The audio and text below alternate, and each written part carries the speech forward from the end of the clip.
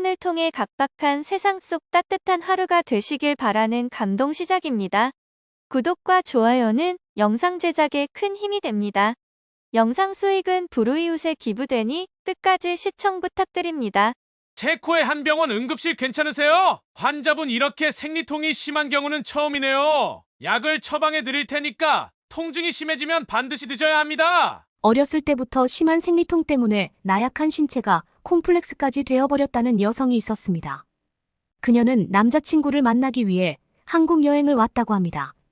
너무 여행에 들떠서였을까요? 매번 갖고 오던 약을 챙기지 못한 그녀는 서울 한복판에서 배를 붙잡고 쓰러지고 말았습니다. 과연 그녀에게는 무슨 일이 있었던 걸까요? 안녕하세요. 저는 체코에 살고 있는 마리입니다.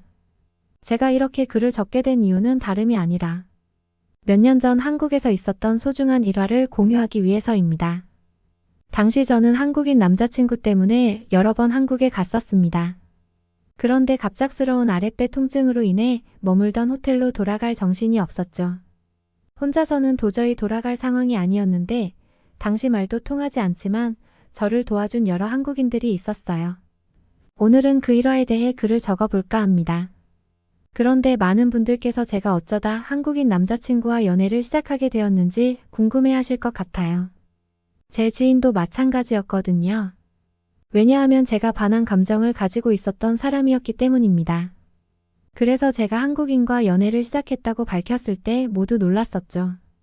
그것에 대하여 특별한 이유가 있는 것은 아닙니다. 하지만 제가 자랄 때 당시에는 학교나 언론에서 한국이라는 나라에 대하여 그다지 좋은 여론이 아니었었어요. 그런 것들을 보면서 자라니까 딱히 긍정적인 마음을 가지기 힘들었죠. 그러나 이러한 생각을 완전히 바꾸어 준 것이 바로 지금의 남자친구입니다. 추위가 매서운 한겨울 그는 우리 학교로 유학을 오게 되었었어요. 그를 보면서 저는 제 자신이 한국에 대하여 많은 편견을 가지고 있었다는 사실을 알 수 있었습니다. 그렇게 저도 모르게 그 남성에게 반하기 시작했죠.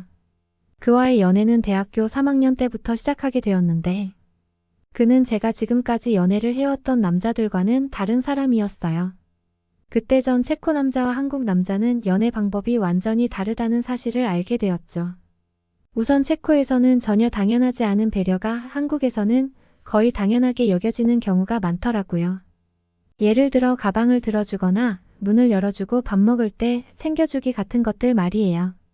그런 것들을 체코 남자들은 이해하지 못하는 발상이잖아요. 홀로 할 수 있는데 굳이 왜 같은 생각을 하는 것이라고 할 수 있죠. 또한 체코 사람들은 매우 융통성이 없다는 사실을 알게 됐어요. 예를 들면 체코 사람들은 사생활을 매우 중요하게 생각하잖아요. 어쩌다 제가 핸드폰을 두고 와서 잠깐이라도 빌릴 수 있는 것이지만 자신의 핸드폰을 절대 보여주기 싫어하고 빌려주는 것도 꺼려요. 또한 자신의 교우 관계나 자라온 배경을 알려고 하는 것도 자신을 구속하기 위해 정보를 알아내는 것이라고 여기며 불편해한답니다. 또 연인 관계인이 바깥에서 연인인 걸 드러내고 싶을 때가 있지 않나요? 체코에서는 밖에서 손잡고 다니는 것이 최고의 애정 표현이죠. 그러나 한국 사람들은 밖에서 손잡는 것 이상으로 포옹도 하고 가끔 가벼운 뽀뽀도 하더라고요. 이외에도 많지만 한국인 남자친구 만나서 제일 놀랐던 부분은 기념일이라고 할 수 있겠어요. 우리나라는 보통 프로포즈나 생일 같은 아주 중요한 날 정도 말고는 딱히 기념일 챙기는 것도 없고 크리스마스에 데이트 정도가 끝이죠. 심지어 만난 날도 기억 못하는 경우가 허다하잖아요. 아무래도 우리나라에서는 결혼 기념일이 결혼식 올린 날짜가 아니라 호적에 올린 날이어서 그런지 사귀기 시작한 날이나 혼인한 날 등 시작한 날에 대한 개념이 별로 없는 것 같다고 생각합니다. 그런데 한국인 남자친구를 만나고 나서는 100일, 200일, 300일, 발렌타인데이, 빼빼로데이 등 굉장히 많은 기념일을 챙겨서 놀랐던 기억이 있어요. 아무튼 그는 유학이 끝난 이후 취업을 위해 다시 한국으로 돌아갈 수밖에 없었습니다. 몸이 멀어지면 마음도 멀어진다지만 오히려 저는 정반대로 남자친구와 사이가 더 애틋해졌어요. 그래서 전 큰 마음을 먹고 장거리 연애를 시작했던 것이지요. 한국에 한두 번 여행을 가다 보니 일주일조차 짧게만 느껴졌어요. 가끔은 한 달씩 한국에 장기 여행을 가기도 했었죠. 그런데 한국으로 장기 여행을 갈 때마다 생리통 때문에 고민이 컸습니다. 당시 저는 회사에 다니고 있었는데 회사 업무와 가족, 일정을 맞추다 보면 어쩔 수 없이 생리하는 주기에 한국에 갈 수밖에 없는 때가 있으니까요. 참고로 저는 보통 사람들보다 생리통이 정말 심한 편입니다. 유전인지 모르겠지만 어머니께서도 젊을 때 생리통 때문에 쓰러져 응급실에 실려간 적이 있는 정도예요. 그리고 실제로 저 역시 응급실에 간 적이 있습니다. 그것은 고등학교 시절이었죠. 원래 그 정도로 심한 편은 아니었지만 입시 스트레스가 겹쳐 당시 생리통이 어마어마하게 심해졌던 때였어요. 약을 먹어도 내성이 안 생긴다고는 하지만 이상하게 당시 약을 2알이나 먹고도 아파서 침대에서 일어나지를 못했었죠. 공부를 해야 하는데 통증 때문에 공부에 영집중이 안 되니 고민이 많았습니다. 그래서 결국 많이 아플 땐 산부인과에 가서 주사를 맞았었어요. 그런데 그날은 너무 심해서 산부인과까지 걸어가지도 못하는 상황이었습니다. 저의 동생이 저를 업고 가려고 시도했지만 업히자마자 아랫배가 더 아파서 결국 집 앞까지 갔다가 다시 돌아올 수밖에 없었어요. 이후 저는 속이 너무 메스껍고 토할 것 같다며 화장실로 가던 중 갑자기 쓰러지고 말았죠. 그대로 기억을 잃어 그 이후로는 기억이 나지 않습니다. 그러나 여동생 말로는 침대에 옮기기 위해 일어나라고 들었는데 일어나지 않아 결국 구급차를 불렀다고 하더군요. 그렇게 저는 난생 처음 앰뷸런스를 타고 응급실에 갔어요. 가서 링겔 맞고 진통제 투여하고 피 검사를 했죠. 의사 말로는 자궁에 이상이 있는 것도 아니고 그냥 생리통이 심한 거라고 하더라고요. 아무튼 그만큼 저는 생리통이 극심한 편이지만 당시 생리통증으로 인해 조퇴를 할 때면 놀림을 받고는 했습니다. 엄살이라며 여자라서 좋겠다며 말입니다. 가뜩이나 아파서 신경이 예민한데 그렇게 말을 할 때면 정말이지 한데 쥐어받고 싶은 마음이 굴뚝 같았어요. 게다가 여자아이들마저 제가 생리통으로 약한 척한다며 수군댔죠.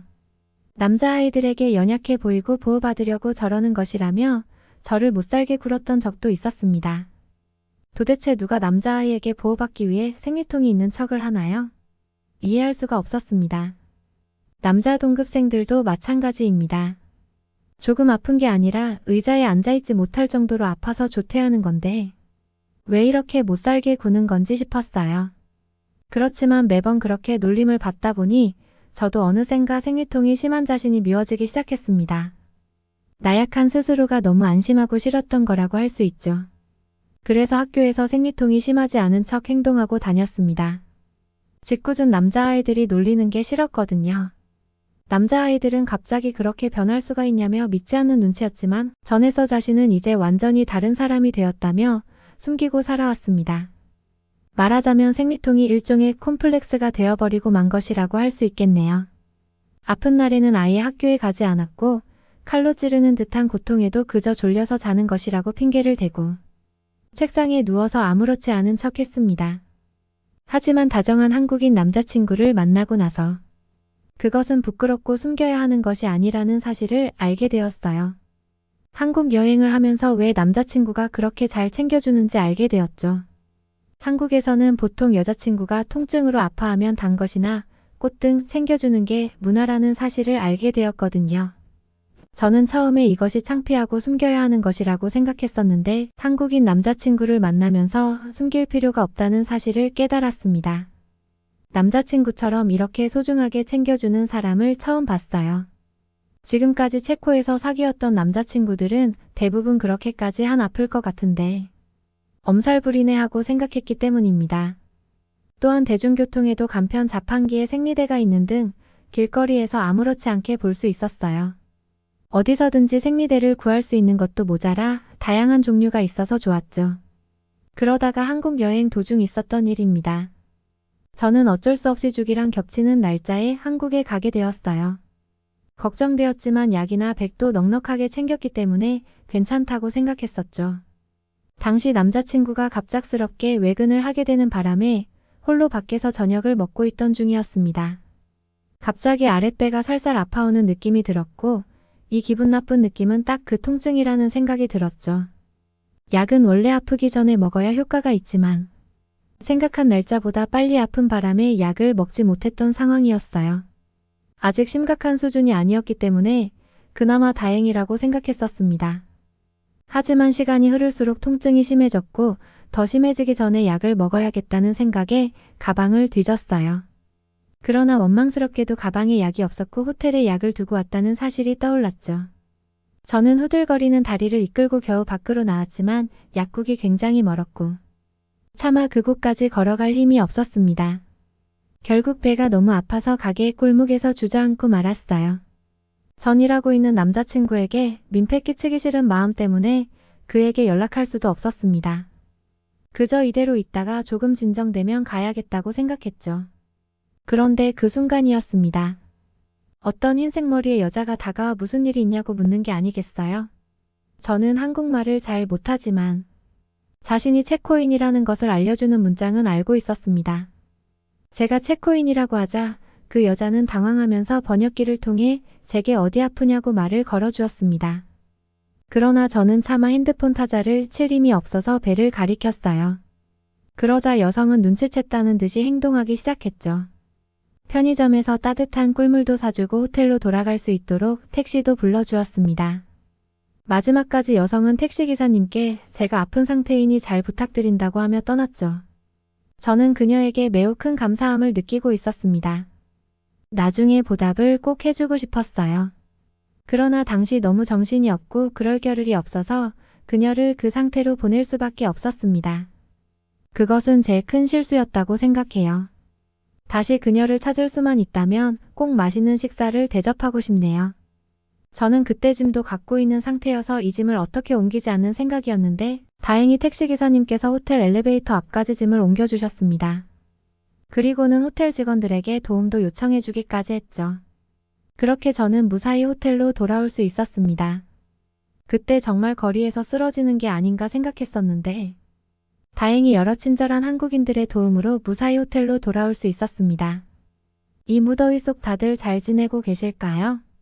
당신들은 내 삶에 있어서 작은 영웅과도 같았다는 말을 이 자리를 빌어 꼭 하고 싶어요. 갑자기 뜬금없이 왜? 우리 이제 막 입사했는데 그만둘 수도 없고 어떻게 하냐 이거. 너네 무슨 말도 안 되는 소리 하고 있냐? 한국이 얼마나 좋은지 모르지? 안녕하세요.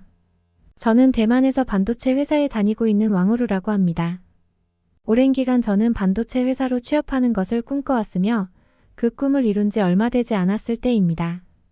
이렇게 겨울이 돼서 작년에 한국에 다녀왔던 경험이 기억나게 되었고 정말 대단했던 한국의 모습을 글로 담아보려고 합니다. 저는 대만을 이끌고 있는 대형 산업 중 하나인 반도체 업계에 몸을 담고 싶어 하는 꿈이 있었습니다. 반도체를 보면 흥분이 되고 반도체만 생각해도 가슴이 뛰는 그런 것 때문은 아니고요. 다른 대부분의 사람들이 생각하는 것처럼 저도 높은 급여와 안정적인 직장을 원했기 때문에 대만의 반도체 업계에서 근무를 하고 싶어 했습니다. 정말 다행인 점은 대만에서 최근 제조되는 반도체 생산에 있어서 전 세계에 제공하는 핵심 제조 기술을 가지고 있기 때문에 대만의 반도체 산업의 미래는 밝은 편이거든요. 물론 한국이나 미국같이 전 세계 시장에 반도체를 판매하는 것은 아니었고 한국과 미국의 회사들을 능가할 수는 없지만 저희는 반도체 제조 강국인 여러 나라들에게 대만산 설비 제품을 판매하고 있으며 지금까지 실적이 좋았고 신뢰도 많이 쌓아왔습니다. 그리고 앞으로도 그럴 것이 분명히 보이는 상황이었기 때문에 저는 반도체 업계에 몸을 담고 싶어 했어요. 당연히 그만큼의 노력도 해야 했죠. 그래서 대학원을 미국으로까지 다녀와서 석사과정까지 마쳤고요. 정말 쓸모있고 경쟁력 있는 사람이 되기 위해서 열심히 공부하고 학생으로서 할 수 있는 반도체와 관련된 여러 가지 공모전이나 제작 활동을 해왔습니다. 그렇게 열심히 취업을 준비했고요.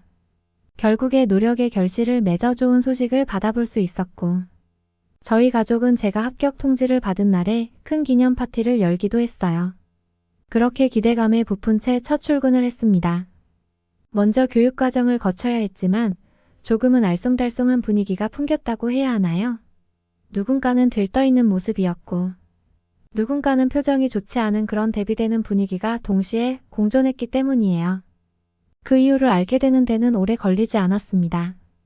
제가 축하 합격 문자를 받았던 그때쯤에서 이 회사에서도 대단한 결정 하나가 내려졌던 것인데요. 그동안 한국에 공장을 설립하겠다는 소문이 돌고는 했다고 했어요. 그러면서도 한편으로는 설마 한국에까지 가서 공장을 짓겠냐는 의견이 대부분 사람들의 생각이었대요. 그래서 그냥 지나치는 소문에 불과할 것이라는 예상이 대부분이었지만 그 예상을 깨고 한국에 공장을 짓겠다고 결정이 난 것이죠. 사실 공장을 짓는 것은 쉬운 일이 아니고 대규모 인력이 필요한 일입니다. 투자 비용도 엄청나고 인력 투자도 엄청난 일이죠. 그리고 저는 이제 막 입사해서 교육을 받는 단계였지만 이런 대규모 프로젝트에 한 명이라도 아쉬운 상황에서 당연히 한국으로 끌려갈 게 분명한 상황이었어요. 저희를 교육해주는 담당 직원도 그런 이야기를 꺼내기도 했고요.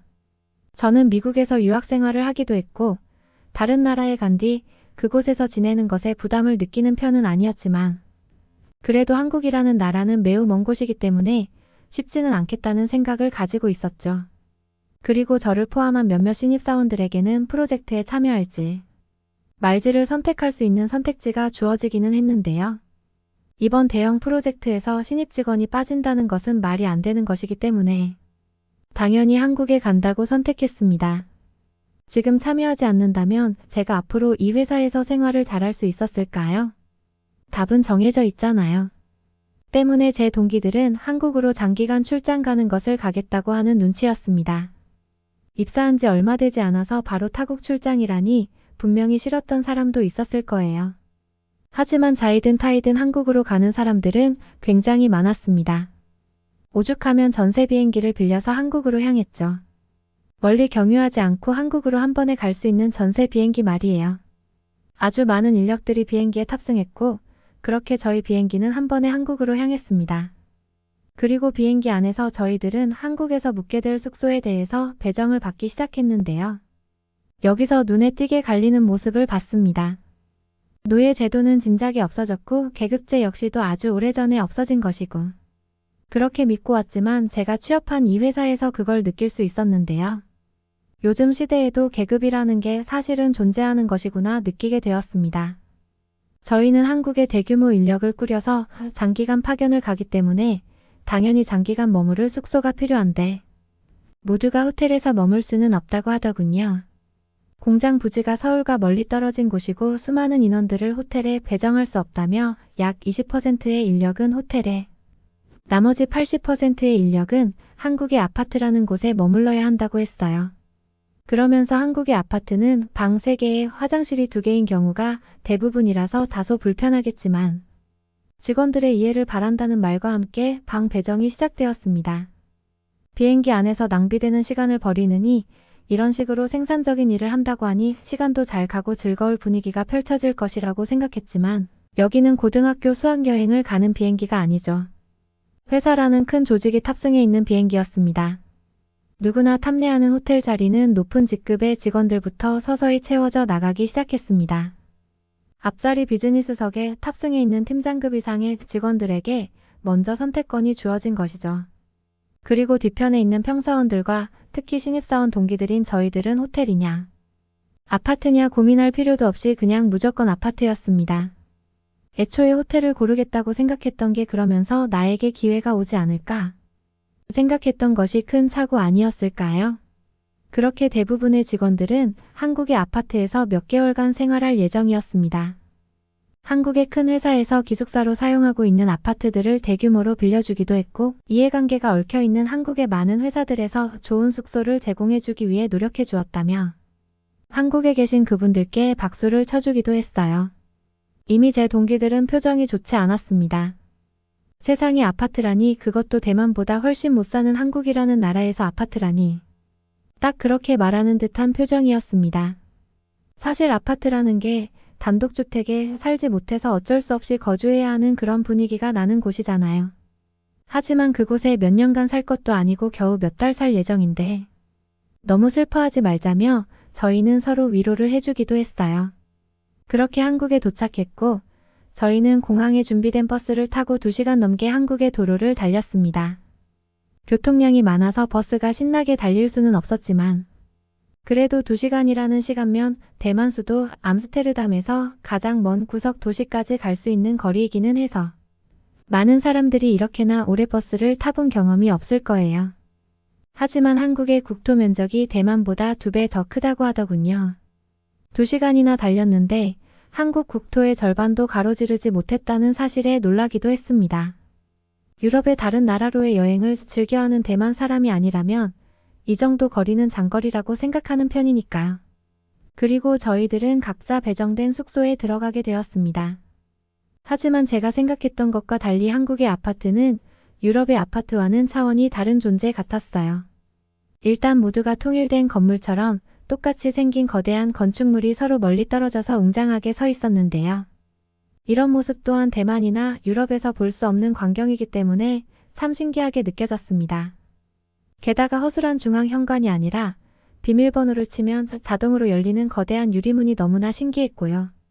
게다가 아파트라는 인식과는 다르게 엘리베이터도 매우 고급졌으며 엘리베이터를 기다리는 내내 복도에서 깨끗하고 고급스러운 느낌을 받을 수 있었습니다.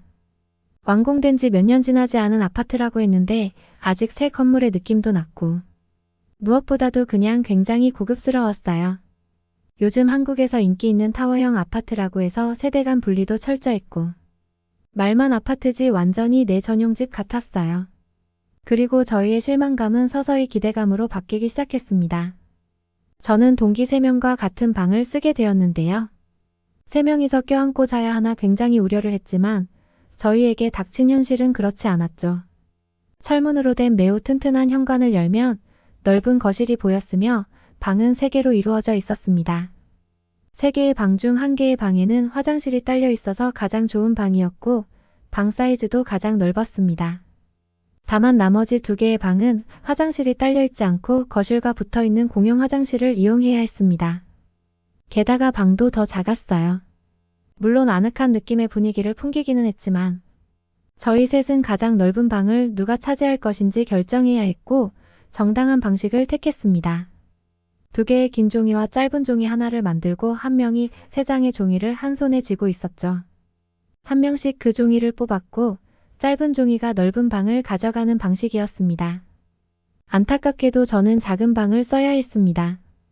너무나 아쉬웠지만 저는 실망하지 않고 오히려 놀라는 점이 많았는데요. 바로 옆 방에서 전화통화를 하거나 대화를 해도 제가 방문만 닫고 있으면 그 소리가 들리지 않았다고 표현해도 될 것 같았어요. 방음이 너무나 잘 되었거든요. 한국의 아파트는 두꺼운 철근과 콘크리트로 만들어졌거든요. 나무로 공간을 나누는 유럽의 아파트와는 격이 다른 자재들이죠. 게다가 두꺼운 벽은 외부와의 공기를 철저하게 차단해서 얼마나 보온이 잘 되던지 말이에요. 저희가 도착한 겨울에는 난방만 시켜놓으면 정말 한없이 따뜻했고 여름에는 에어컨만 틀어놓으면 얼마나 시원한지 게다가 아주 빠른 시간 내에 집안 전체를 시원하게 만들 수 있다는 것은 너무나 신기한 경험이었어요. 그리고 사람들 사이에서는 슬슬 호텔과 아파트에 대해서 서로의 숙소에 대해서 이야기를 하고 장단점이 뭐가 있는지에 대한 이야기들이 나오기 시작했죠. 솔직히 말하자면 호텔방에서 지극히 개인적인 공간이 확보되어 있다는 것은 분명히 장점이 되기는 했습니다. 하지만 한국의 아파트가 장점이 더 많았다는 게 대부분 사람들의 공통된 의견이었습니다. 우선 냉방이나 난방 시에 쾌적한 온도를 유지할 수 있는 것은 아파트가 분명히 더 잘 해내고 있었고요. 택배를 받을 때도 집 앞까지 택배 상자가 놓여 있는데 한국의 아파트는 외부에 노출되지 않고 잘 숨어져 있기 때문에 도둑 맞을 걱정 따위가 들지도 않았고요. 물론 한국에서는 택배 도둑이 없다는 이야기를 듣기는 했지만 그래도 내 현관이 숨겨져 있다는 그 심리적인 안정감은 충분히 있었어요. 그리고 호텔과 아파트에 사는 사람들은 분명하게 나뉘는 특징이 있었는데요. 장기 출장을 온 모든 사람들은 한국에 놀러 온 것이 아니었습니다. 한국이라는 먼 타지에서 저희들은 일을 해야 했고 때문에 혼자 지내는 시간은 외로울 수밖에 없었어요. 그래도 정말 많은 사람들이 초반에는 독립된 개인 공간이 주어진 것에 대해서 큰 장점이라며 호텔을 숙소로 사용하는 사람들이 부러움의 대상이었지만 시간이 흐르면 흐를수록 서서히 아파트 쪽에 살고 있는 사람들에게 부러움을 느끼기 시작했습니다. 아파트 사람들에게서는 사람 사는 냄새가 났다고 해야 할까요? 쉽게 말해 먼 타지에서 일하면서 동료들과 회사 동료 이상의 사이로 친해지는 모습들이 보였고 서로를 의지하며 한국 생활에 적응하고 있었기 때문이죠.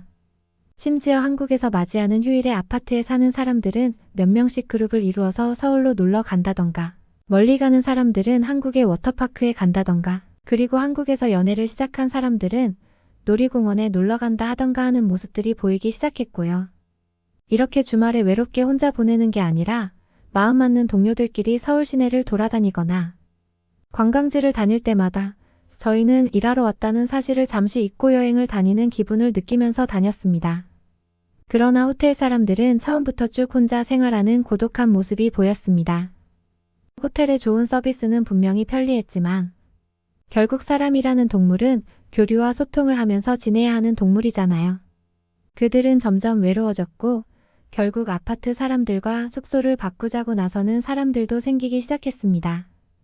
호텔에 거주하던 사람들이 한국에 온 초반부에 아파트 사람들과 숙소를 바꾸자고 제안을 했다면 그 제안을 받아들여서 아파트 숙소를 포기하고 호텔 숙소로 들어가는 사람들도 생겼을 거예요. 하지만 아파트에서 호텔로 가려고 하는 사람은 극히 소수였습니다. 그리고 아파트 숙소에 거주하는 사람들은 이곳에 지내면 지낼수록 더 만족스러워했는데요. 처음에 아파트 숙소에 배정되면서 받았던 첫인상 그대로 매우 견고하다는 느낌을 받았고 정말 아늑한 공간이라는 생각이 계속해서 들었기 때문이에요.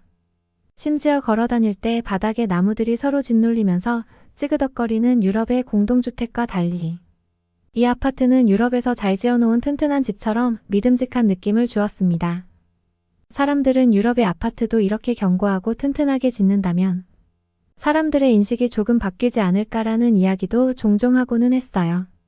하지만 한국에서는 아파트가 보통의 주거 형태이고 많은 사람들이 좋은 아파트로 입주하는 것을 꿈꾼다고 했어요. 물론 한국의 아파트가 부의 상징이나 모든 것이 편리한 복합주거 형태로 진화하고 있기 때문에 유럽과는 굉장히 다른 양상으로 흐르고 있었죠. 때문에 유럽에서 한국식 아파트를 도입하는 것은 불가능하겠지만요. 이렇듯 한국의 아파트는 대만 사람들 사이에서 굉장히 좋은 주거 형태로 인식되기 시작했습니다. 그렇게 시간은 흘러갔습니다. 한국에서의 생활도 익숙해하는 사람들도 많았어요. 그러나 시간이 흐르면서 서서히 필수 인원을 제외하고 대만으로 복귀하는 직원들이 많아졌습니다. 사람들은 호텔 숙소를 줄이고 서서히 아파트 숙소로 이주하겠구나 싶었지만 많은 사람들의 생각과 달리 회사 측에서는 아파트 숙소를 한국의 회사에게 다시 돌려줘야 한다며 아파트 숙소를 축소해 나갔어요. 그러면서 호텔 숙소 개수를 늘려나가기 시작했고요. 저도 차례가 되어서 호텔로 들어가서 생활하게 되었습니다. 대만 본사에서는 당연히 호텔이 더 선호하는 숙소 형태라고 생각하고 있었고 많은 사람들이 아파트가 좋다며 친하지 않았던 사람들도 서로 간에 친분도 생기고 저녁에는 다 같이 모여서 고기 파티도 하고 아파트 숙소 생활이 너무 좋다는 식으로 말을 했지만 본사에서는 그것마저도 좋게 보지 않았나 봐요. 그냥 개인 숙소를 쓰고 일에만 열심히 일하는 잔소리만 들었을 뿐이었죠. 그렇게 저도 대만으로 돌아오기 3주 전부터는 호텔에서 지내야 했고 그리고 그 시간은 정말 힘들었던 시간으로 기억되고 있어요. 서로 교류 없는 삭막한 느낌이었고 동료들과 아파트 단지 내를 산책하던 즐거움과 서로 음식을 해서 나누어 주던 즐거움도 싹 사라졌고요. 그저 자신의 일을 끝마치고 조용히 호텔방 안으로 들어와서 핸드폰으로 영화를 보거나 유튜브를 보는 것 말고는 할 게 없더군요. 게다가 아파트에서는 아주 친하게 지냈던 사람들도 이제는 각자 호텔방 안에 틀어박혀서 외출도 하지 않는 경향을 보였습니다. 주말마다 서울에 놀러 가고는 했던 것도 그냥 중단되어 버렸어요. 그래서 저는 한국의 호텔 숙소에서 지냈던 마지막 3주가 가장 힘들었다고 느끼고 있어요. 한국의 아파트에서는 한국 사람들이 생활하는 방식대로 아파트 상가에 가서 간단하게 먹거리도 즐기고 술도 한잔하는 그런 낭만적인 모습이 있었지만 호텔에서는 그런 게 잘 안 되고는 했거든요. 이번 한국 출장길 경험을 통해서 저는 꼭 아파트라는 주거 공간이 나쁘다고 생각하지 않게 되었어요. 다만 지금 유럽의 아파트와 한국의 아파트는 분명히 다르지만 한국 사람들은 원래 열악한 주거 형태의 상징이던 아파트를 이런 식으로 발전시켰다는 그 모습이 대단해 보이기도 했고요. 이런 경험을 바탕으로 저는 대만 안에서의 일반적인 생각이 다른 곳에서는 전혀 일반적이지 않을 수 있다는 것을 깨닫는 좋은 경험이었습니다. 이렇게 날이 추워지는 겨울, 한국의 따뜻한 방바닥이 생각나서 쓰기 시작했던 길인데 장황하게 되어버렸네요. 여러분은 우리나라의 배달 음식 이용률이 세계 최고 수준이라는 사실을 아시나요? 전 세계인을 대상으로 실시한 설문조사에서 우리 한국인들은 60%가 배달 음식 서비스를 사용한다고 밝혀 조사 대상 20개국 중 압도적으로 1위를 차지했습니다. 아마 1년에 한 번 이상 시켜 먹는 사람들까지 포함하면 거의 90%에 육박하지 않을까 생각하는데요. 특히 팬데믹 때문에 재택근무가 활발하게 이루어졌을 때에는 아침, 점심, 저녁 모두를 배달 음식만으로 해결하는 경우도 꽤 많았습니다. 이처럼 친숙하게 자리 잡은 우리의 배달 문화는 한국을 여행했던 외국인들이 부러워하는 여러 가지 요소들 중에 하나이기도 했는데요. 그런데 캐나다의 한 동네에서 망해가던 식당이 이 배달 서비스 때문에 대박이 났다고 해서 화제입니다. 오늘 소개해드릴 사연은 한국인을 직원으로 뽑은 순간 기적 같은 일들이 연이어 발생했다는 캐나다 남성의 경험담인데요. 어느 한국인의 열정 덕분에 망해가던 식당의 사장에서 이제는 체인점을 기획하고 있는 남부럽지 않은 사장이 되었다고 합니다. 과연 그에게는 무슨 일이 있었던 걸까요? 함께 살펴보겠습니다. 캐나다 남성의 사연입니다. 안녕하세요. 저는 캐나다에 있는 한 작은 동네에 위치해 있지만 해외에 사는 사람들까지도 찾아올 정도로 정말 잘 나가는 음식점의 사장인 데이비드입니다. 한때는 임대료조차 제대로 내지 못해 삼시세끼 중 한 끼만 때울 때가 있었지만 지금은 이전엔 상상도 못했던 비싼 레스토랑에서 와이프와 저녁도 즐길 만큼 여유로운 생활을 하고 있답니다. 그 모든 일의 주역은 바로 한 한국인 청년 때문인데요. 지금은 저와 함께 몇 년 동안 이 가게에서 중마고우로 일하고 있습니다. 그 이야기에 대해 꼭 사연을 적어보고 싶었어요. 우선 우리 가게가 다 쓰러져 가던 시절부터 말해야겠군요. 당시 별 볼 것도 없고 작은 음식점이었지만 제게는 그 무엇보다 소중한 것이었습니다. 어릴 때부터 스스로 운영하는 가게를 열어보는 게 소원이었거든요. 그러나 현실은 냉혹했습니다. 있는 돈 없는 돈 다 긁어 모아서 가게를 차렸지만 막상 눈앞에 닥친 현실은 제가 생각했던 것보다 훨씬 냉정하고 저를 봐주지 않았죠. 처음엔 매출이 있긴 했지만 이상하게 마진이 별로 남지 않았어요. 전 매출이 크든 작든 업종마다 마진 체계가 다르다는 것을 알지 못했거든요. 이전에 카페 운영을 해본 적이 있어 요식업 관련 경영이나 마케팅에는 자신이 있었는데 막상 시작을 해보니 요식업과 거리가 있더라고요. 또 개업하면서 은행 대출을 무리하게 끌어왔는데 수입은 영 좋지 못하고 거기에 이것저것 임대료랑 음식 특성상 높은 식재료비 때문에 늘 골머리를 앓았었습니다. 몇 달간의 매출 하락을 견딜 수 있는 자금력과 배짱이 없었죠. 사업이 궤도에 오르기 전까지 버틸 수 있는 자금력이 사실 주요 포인트인데 제가 생각했던 것보다 그 기간이 오래 지속되었거든요. 최소한의 사전 준비나 훈련 같은 것 없이 일을 벌이고 본 것도 또한 제 잘못이었고요. 예를 들어 오픈할 자리 입지는 어떤지, 이전에는 어떤 업종이 있었고 왜 문을 닫았는지, 주변의 경쟁 업종 상황은 어떠한지, 상권 수요는 어떤지, 그리고 본인이 하려는 업종이 없다면 왜 없는지 이런 최소한의 분석조차 없이 시작했습니다. 당시 전 그 과정을 생략했던 것을 정말 땅을 치고 후회했죠. 음식점인데 본질을 잘 챙기지 못했나 하지만 그건 또 아니었습니다. 제가 생각하기에 그리고 주변 지인들의 의견도 참고해봤을 때 제 요리가 결코 맛이 없지는 않았거든요. 저 역시 제 요리에 자부심이 있는 사람이고요. 맛은 있어. 그런데 너무 자리가 안 좋은 곳에 위치한 것 같아 애초에 사람들이 잘 지나다니지도 않잖아. 주변 사람들은 모두 임무와 식당 위치를 잘못 정한 것 같다고 말했습니다. 저는 이걸 어떻게 해결하면 좋을지 머리를 싸맸죠. 홍보를 하자니 당시 직원을 고용하는 것은 무리가 있었습니다. 그렇다고 저 혼자서 무언가를 하기에는 시간이 부족했었죠. 그러던 와중에 한 친구가 제게 좋은 제안을 했어요. 내가 게스트하우스를 하잖아. 근데 여기에 꽤 괜찮은 한국인 청년이 있거든. 내가 보기에 그 친구 정말 괜찮은데. 인종적인 문제로 아르바이트가 잘 안 구해지나 봐. 너가 아르바이트로 고용하면 너도 그 친구도 서로 상생의 길이고. 좋은 거 아닐까? 어때? 저는 그 아르바이트생을 고용할까 말까 수백 번 고민했습니다. 그런데 현재 상황에서 홀로 버틸 수 없을 것 같다는 생각에 그 한국인 청년을 믿고 고용해 보기로 결심했어요. 본격적으로 일을 시작하기 전 가볍게 식사를 했는데 예의도 바르고 꽤 괜찮은 사람으로 보였습니다. 그의 말을 들어보니 본인은 이곳에 유학을 왔고 집안도 나쁘지 않았지만 얼마 전부터 아버지가 운영하시는 사업이 위태로워지면서 어려움을 겪고 있다고 했어요. 본인이 캐나다에서 친구들과 진행 중인 일이 있기 때문에 당장 모든 걸 접고 한국으로 가기 어려운 상황이었다고 덧붙였죠. 그래서 아버지의 부담을 조금이나마 덜어드리고자 아르바이트를 구하기로 했어요. 하지만 저를 고용하고 싶은 고용주들은 얼마 없더군요. 분명 공고를 올렸음에도 구인중이 아니라든지 외국인은 안 된다든지 거절 사유가 다양했어요. 설령 저를 원하는 사람이 있다고 해도 모두 저를 굴려먹으려는 심보를 가진 사람들밖에 없었고요. 저는 그와 대화를 하면서 그가 점점 괜찮은 사람이라는 걸 알게 됐고 믿고 고용하게 됐습니다. 역시 제가 생각했던 대로 그 한국인 청년은 무척 똑똑한 친구였어요. 요리 쪽에서 일을 해본 것도 아닌데 숙련도가 굉장히 빨랐고 일에 대한 이해도도 높았죠. 게다가 일 처리는 얼마나 빨리빨리 하는지. 항상 제가 내어준 시간보다 늘 여유 있게 마무리를 해와서 가끔 깜짝 놀랄 때가 많았을 정도예요. 심지어 빨리 한다고 결과물이 성의 없는 편도 아니었답니다.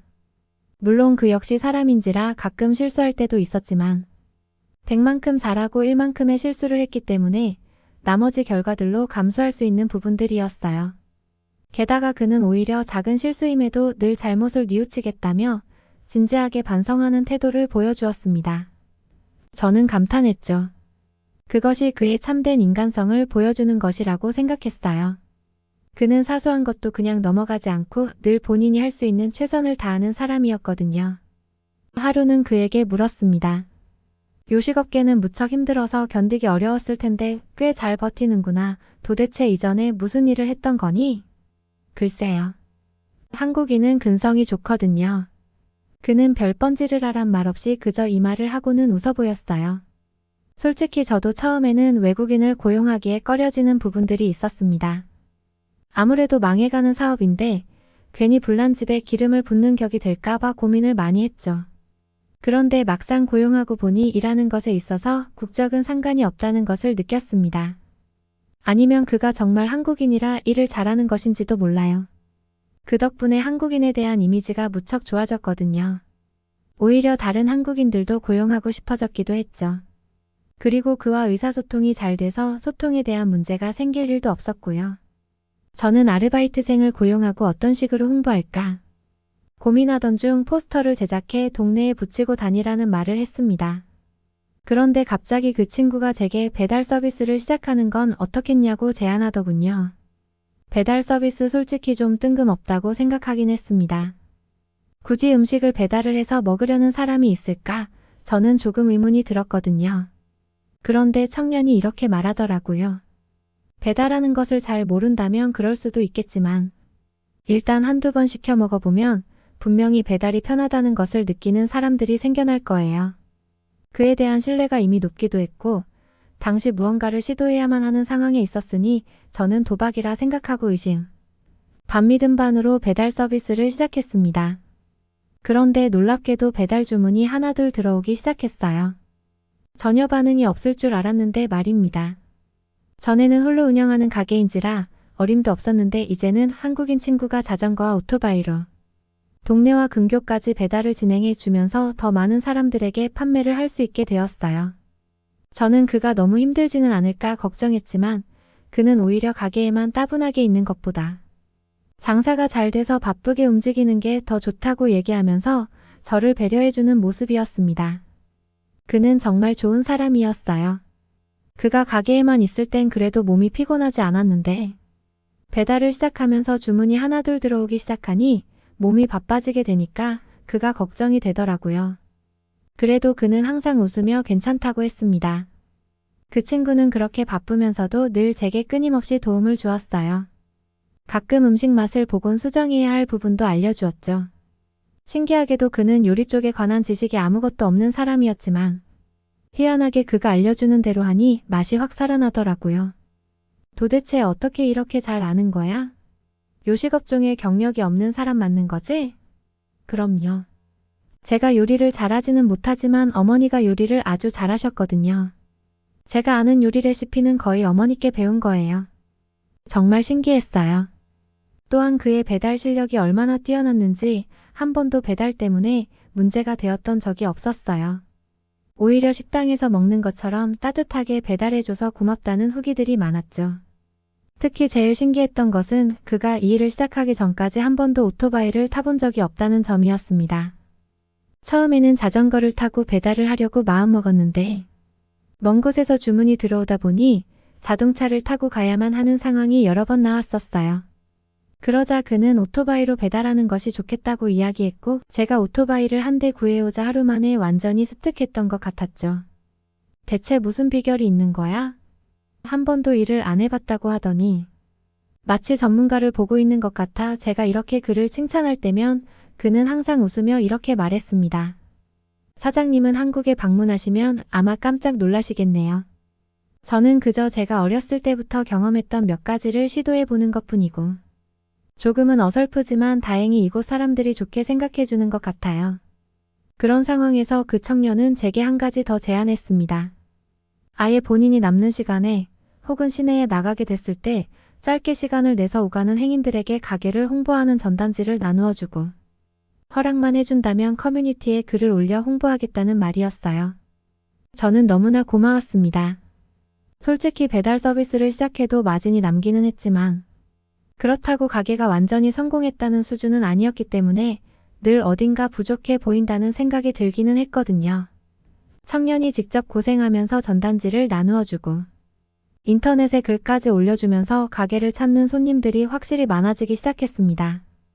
정말 그의 홍보가 빛을 발한 것인지 근처 지역에서 배달 주문이 많이 들어오기도 했어요. 저는 정말 그 덕분인지 궁금해서 찾아오는 손님들께 여쭤보기도 했죠. 손님 주문해 주셔서 감사합니다. 그런데 혹시 어떤 경로로 저희 가게에 오게 되신 건가요? 인터넷에 한 후기가 올라왔는데 맛에 대한 자세한 평가가 무척 인상 깊었거든요. 그래서 실제로 먹어보고 싶어서 왔어요. 역시 그 덕분이 맞았습니다. 전 도대체 그가 어떻게 글을 썼는지 잘 모르겠지만 그래도 확실히 그가 올린 글과 전단지 홍보 덕분에 매출이 2배, 3배는 더 뛰었어요. 너무나 고마웠죠.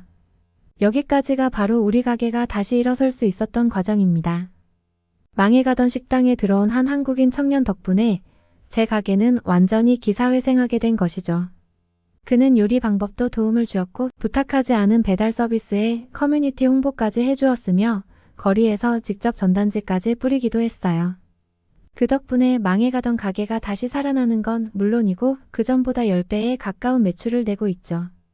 이제는 너무 바빠져서 다른 직원들도 고용하고 있을 정도니까요.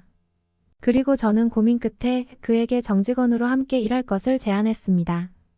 솔직히 그가 제 제안을 거절하지 않을까 많이 걱정했어요. 그가 며칠만 시간을 달라면서 고민하는 모습을 보였기 때문입니다. 그러나 그는 결국 그 제안을 승낙했어요. 솔직히 요식업계에 아는 건 없지만 이것도 언젠간 제 인생에 도움이 되겠지 하고 부딪혀본 거거든요. 그런데 생각보다 제 적성에도 잘 맞아서 저도 꾸준히 한번 일해볼까 합니다. 제안 감사합니다. 사장님, 그는 정말 좋은 사람이에요. 그가 아니었더라면 지금쯤 제 가게 안에는 파리만 날아다니는 것도 아니고 아예 폭삭 망해버렸을 것이니까요. 그에게 너무 고맙습니다. 그리고 지금은 그와 함께 한식 레스토랑도 새로 열어볼 생각을 하고 있습니다. 그가 예전부터 농담인 듯 아닌 듯 한식 레스토랑을 하고 싶다고 이야기했었거든요. 다른 직원들도 구해놓은 상황이기 때문에 그의 능력을 가만히 놔두기에는 너무 아깝기도 하고요.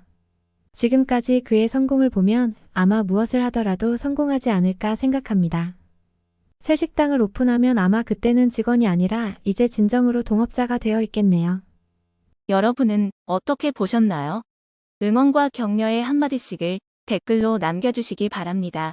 사연자분께 전달해드리겠습니다. 저희 감동시작은 실제 사연 제보를 받고 있습니다. 채택되신 분께는 선물도 드리고 있습니다. 저희의 사연이 여러분의 하루에 작은 힘이 될 수 있었으면 좋겠습니다. 감동적인 사연을 주변 사람들에게 공유하고 함께 이야기 나눠보세요. 끝까지 시청해주셔서 감사합니다. 더욱더 좋은 영상으로 찾아뵙겠습니다.